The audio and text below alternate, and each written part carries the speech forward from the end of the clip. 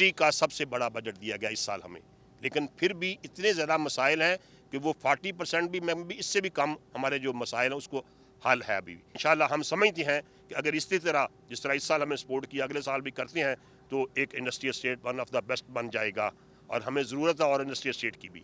अभी ये थोड़ी है, कोई ऐसी जगह नहीं है, प्लाट अभी खाली कोई नहीं है, इसके लिए हमें एक और इंडस्ट्रियल स्टेट भी चाहिए।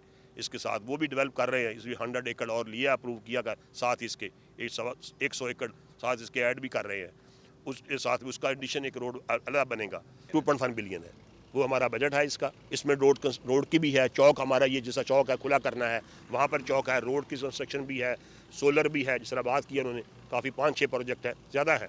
मेन सीवरेज का है, उसके बाद डेवलपमेंट है, रोड के पैच वर्क भी होना है, कुछ सीवरेज का काम भी होना है, इसके अलावा भी जो इंटरनल सीवरेज सिस्टम है उसको भी ठीक करेंगे और रोड्स को भी वाइडन करेंगे।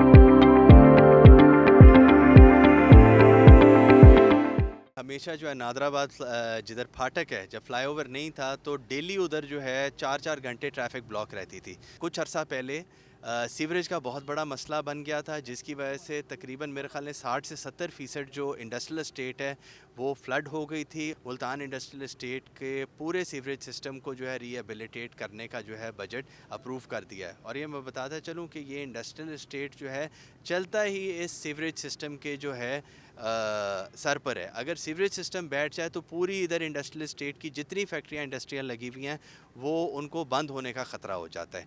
तो हमें खुशी है कि ये बजट अप्रूव हो गया है और हमारी टीम ने जो है इतना ज़बरदस्त काम किया है, और हमें उम्मीद है कि इंशाल्लाह हम इस इंडस्ट्रियल एस्टेट को जैसे बाकी लाहौर के गिरदोनवा में जो इंडस्ट्रियल एस्टेट बनी हुई हैं उससे भी बेहतर एक हम तर्ज की इंडस्ट्रियल एस्टेट इंशाल्लाह बनाएंगे।